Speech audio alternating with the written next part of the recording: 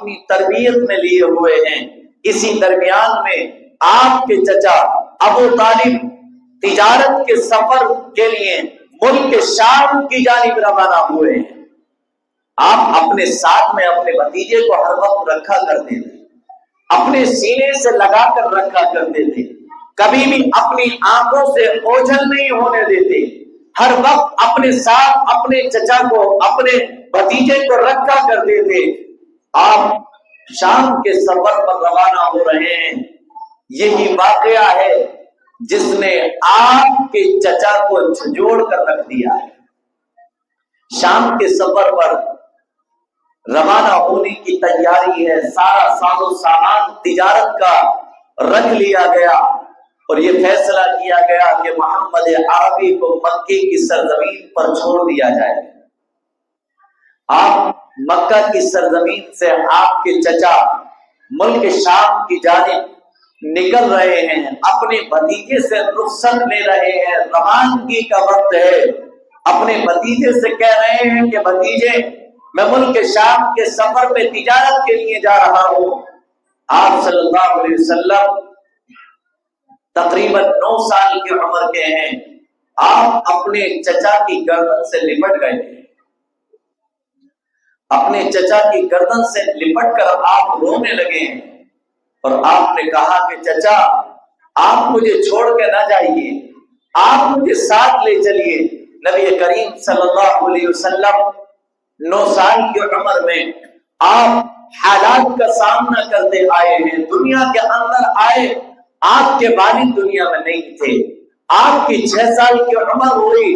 سب سے زیادہ دنیا کے اندر اگر سب سے زیادہ انتہائی درجے میں اگر کوئی کسی سے پیار کرتا ہے تو وہ ماں اپنے بچے سے پیار کرتی ہے، لیکن نبی کریم صلی اللہ علیہ وسلم کے سر سے ماں کا سایہ بھی اٹھ گیا 6 سال کی عمر کے اندر۔ اس کے بعد 8 سال کی عمر کو پہنچے ہیں، آپ کے دادا بھی چلے گئے ہیں، آپ مستقل حالات کا سامنا کرتے آ رہے ہیں۔ جب روانہ ہوئے چچا گردن سے لپٹ گئے ہیں اور فرمایا کہ چچا، آپ مجھے چھوڑ کے نہ جائیے گا۔ آپ کے چچا نے اپنے بھتیجے کی اس بیچارگی کو اور اس حالت کے اندر پیار و محبت کو جب دیکھا تو آپ نے ساتھ لے جانے کا فیصلہ کیا ہے اور ساتھ لے کر اپنے بھتیجے کو ملک شام کا سفر شروع کیا ہے۔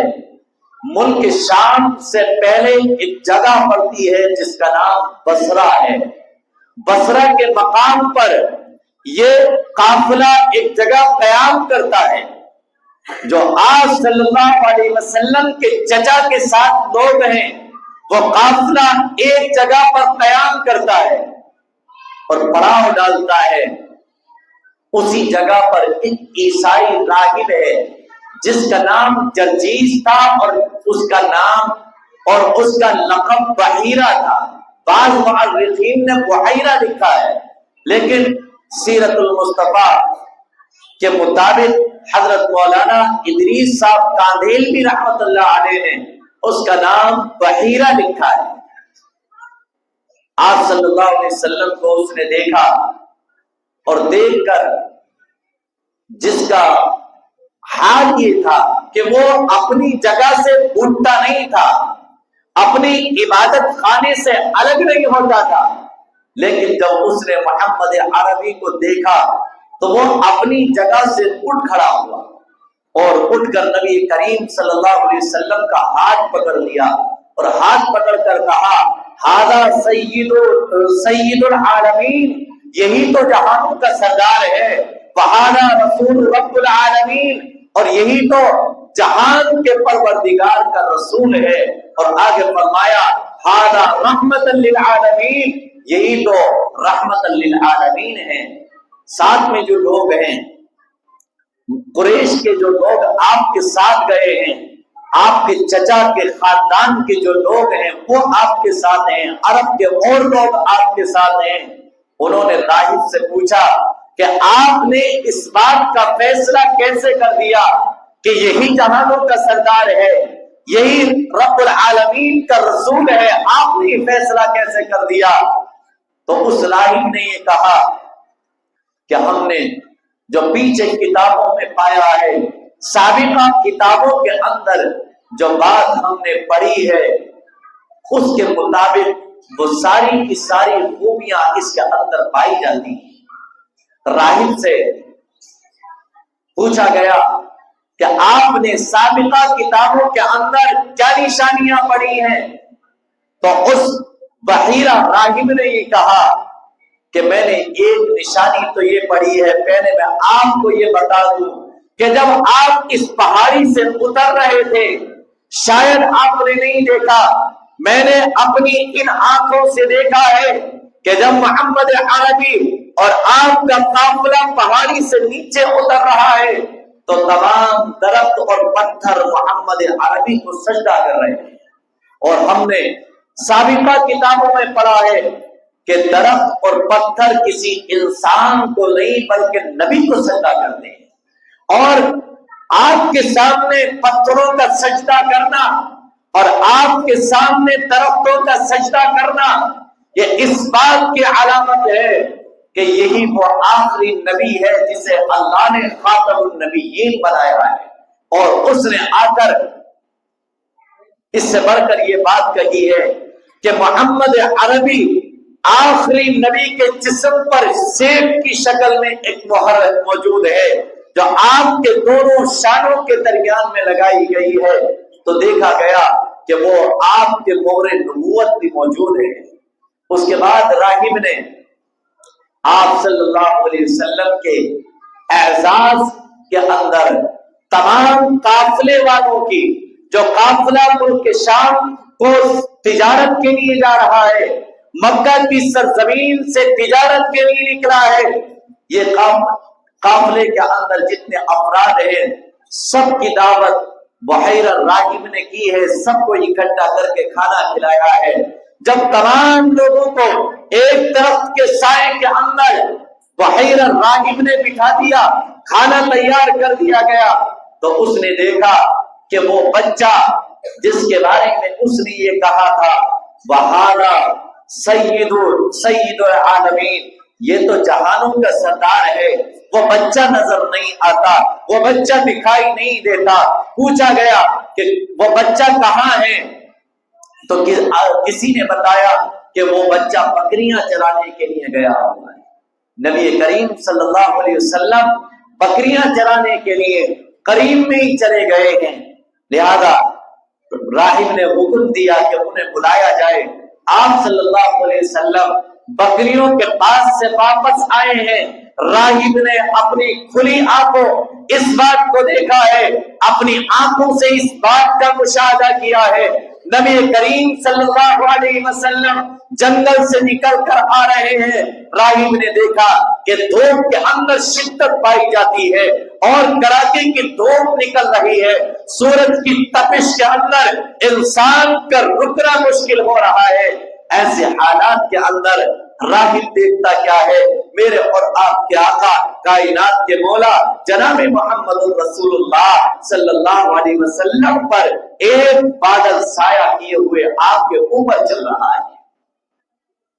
آپ صلی اللہ علیہ وسلم اپنے قافلے کے پاس آئے تو قافلے کے پاس راہب نے تمام قافلے کو ایک پیڑ کی چھاؤں میں بٹھا دیا تھا۔ اس زمانے میں عمارتوں کا دستور نہیں ہوتا تھا، عمدہ قسم کی تعمیرات نہیں ہوتی تھی، جیسا کہ آج کے اس زمانے کے اندر عمدہ عمارتیں پائی جاتی ہیں، چاہے وہ اپنی پرسنل عمارتیں ہو، چاہے وہ سرکاری عمارتیں ہو۔ آج تو ہر عمارت اپنی عالیشان نمایاں کردار دکھاتی ہوئی نظر آتی ہے، لیکن اس زمانے میں یہ دستور نہیں تھا۔ میرے اور آپ کے آقا کائنات کے مولا جناب محمد رسول اللہ صلی اللہ علیہ وسلم جب واپس راہب کے پاس تشریف لائے، آپ نے دیکھا کہ آپ کے ساتھ والے تمام لوگ، آپ کے قافلے والے تمام لوگ درخت کے سائے کے اندر بیٹھ گئے، اور اب آپ کے بیٹھنے کی جو جگہ ہے وہاں تک درخت کی چھاؤں نہیں پہنچتی ہے، وہاں تک درخت کا سایہ نہیں پہنچتا ہے۔ میرے آقا جناب محمد رسول اللہ صلی اللہ علیہ وسلم बिना तकल्लुफ, किसी से चू चरा किए बगैर, किसी से आगे पीछे किसी को आगे पीछे किए बगैर, किसी से कुछ कहे बगैर आप वहीं बैठ गए हैं जहां आपको जगह मिली है। मेरे आका का बैठना था, मेरे आका का जमीन पर बैठना था। देखते क्या है, वो राहिब की सारी नजर नबी करीम सल्लल्लाहु अलैहि वसल्लम पर है। उसने देखा कि नबी करीम सल्लल्लाहु अलैहि वसल्लम का बैठना है। आप जैसे ही जमीन पर बैठे हैं, दरख्त का साया नबी करीम सल्लल्लाहु अलैहि वसल्लम के तरफ को झुक गया है। राहिब ने ये देखा, तो देखने के बाद आपके काफले वालों से ये कहा कि देखो किस तरीके से मोहम्मद अरबी पर दरख्त झुक गया है, दरख्त ने आपके ऊपर साया कर लिया है। फिर उसके बाद उस राहिब ने पूछा कि इस बच्चे का जिम्मेदार कौन है? ये बच्चा किसके साथ सफर पर निकला हुआ है? तो एक शख्स ने इशारा अबू तालिब को किया कि ये इनका भतीजा है। तो राहिब ने आपके चचा अबू तालिब से ये कहा है कि ए अबू तालिब, मैं आपको ये राय देता हूं, आपको ये मशवरा दे रहा हूं कि आप इन्हें मुल्क के शाम ना लेकर जाइएगा, आप इन्हें यहां से वापस मक्का भेज दीजिएगा। अबू तालिब ने पूछा कि वापस भेजने की वजह क्या है? मुल्क के शाम ले जाने के लिए आप मना क्यों कर रहे हैं?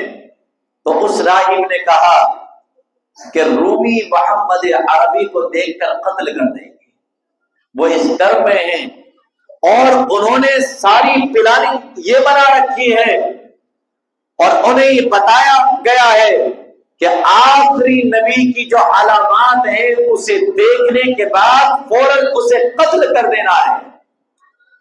ये बात कहकर राहिब अभी निपटा भी नहीं था, अभी जबान से बात कहकर उसने खत्म भी नहीं की थी कि इतने में देखता क्या है कि 7 रोमी लोग नबी करीम सल्लल्लाहु अलैहि वसल्लम की तलाश में निकले हुए और राहिब ने उन्हें अपने पास बुलाया और बुलाकर ये पूछा कि तुम किस मकसद से निकले हो, कहां के रहने वाले हो?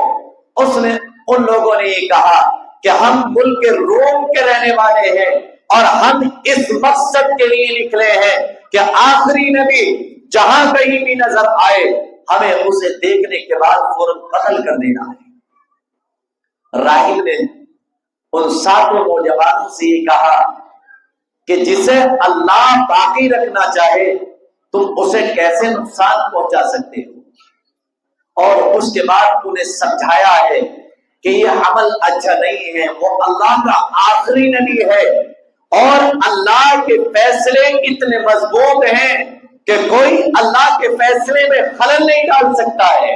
अल्लाह की पकड़ तो इतनी मजबूत है, कुरान में अल्लाह ने इरशाद फरमाया इन्न बत्श रब्बिका लशदीद, अगर अल्लाह किसी को अपनी पकड़ के अंदर ले ले तो कोई अल्लाह की पकड़ से बच नहीं सकता है। राहिब ने समझाया, उन 7 के 7 नौजवानों ने तौबा की और ये कहा कि अब हम आखिरी नबी मोहम्मद अरबी सल्लल्लाहु अलैहि वसल्लम को कत्ल नहीं करेंगे और साथ ही साथ उन्होंने ये भी फैसला कर लिया कि अब हम अपने मुल्क भी वापस लौट कर नहीं जाएंगे और उन्होंने उसी जगह पर जो बसरा की सरजमीन है वहीं पर कयाम किया है, वहीं पर रहने लगे। आप सल्लल्लाहु अलैहि वसल्लम के चचा अबू तालिब ने अपने दरमियान से 2 साथियों को लिया है और लेने के बाद आपने खामोशी के साथ अपने भतीजे मोहम्मद अरबी सल्लल्लाहु अलैहि वसल्लम को मक्का की सरजमीन पर वापस भेज दिया है। आप वापस आए, नबी करीम सल्लल्लाहु अलैहि वसल्लम के चचा भी कुछ दिन के बाद सफर से वापस